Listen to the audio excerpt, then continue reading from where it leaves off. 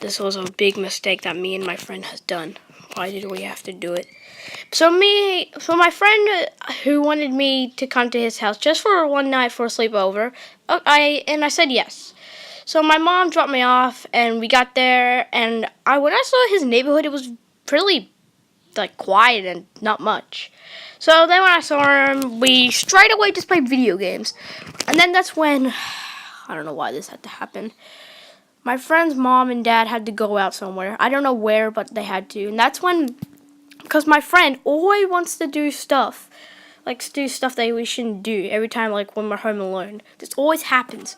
But this one night was something really bad and just creepy as. It was the worst mistake me and my friend have ever done.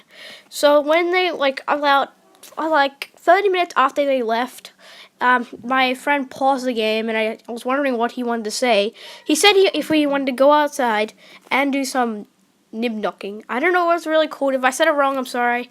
But he wanted, those things where you knock on someone's door and then you run away quickly before they answer it. He wanted to do that, and I said yes. So why did I have to say yes? It's a big mistake I've done. So that's when we went outside, and we did a few houses. None of them were like weird or anything, but this one house was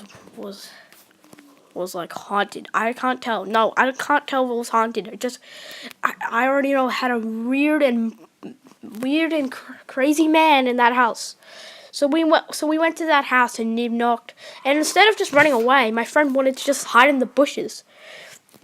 We're hoping we could just run away, but he wanted to hide in the bushes so we can see who it was. That's when we saw the door opening, and then.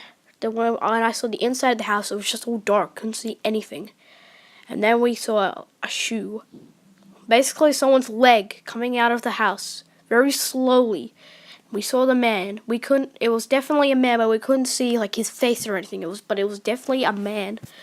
And that's when his eyes looked right to us. We quickly got out of there, running right back to our house. We got back. When we got back, we locked all the doors just in case that man tried to break in or something. That's when, in the window, we saw the man standing across from the street. I don't know how to say it really. I'm sorry if I said it wrong, but really, I'm just scared right now about telling this story right now. That's when we saw him running right to our house because he knew that we were in that house. He must have watched us run and maybe following us. He was running and running and running. So I quickly told my friend that he was coming. He was running right to the house. So we had no choice but to hide. That's when we heard real loud banging at the door. We were staying really quiet, really quiet. And that's when we heard that the door busted open. He must have broke the door or something. We were hiding upstairs in his room under the bed. We had no choice but to pick it, even though it's really obvious, and I already knew we were probably just gonna die. So I was hoping that maybe there was gonna be a phone somewhere so we can call the cops. And that's when I saw one right under his bed. I was so happy. So I quickly called 000. I told what's going on right now, and that's when I heard footsteps coming upstairs. So I quickly put down the phone, and that's when I just heard that the policeman or girl, I didn't really hear much, was still talking, and I already knew if he or she talked louder, that's when the man could spot. He knew that we were there.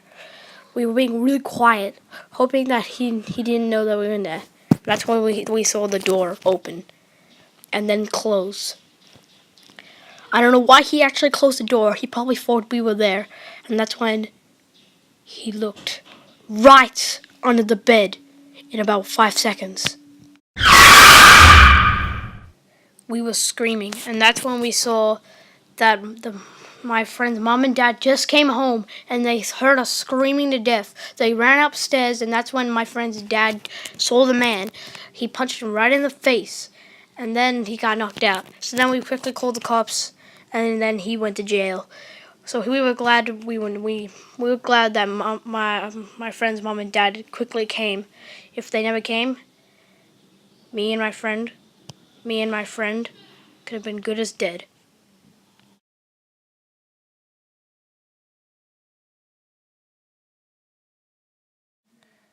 This is basically just going to be a short story, I have to say.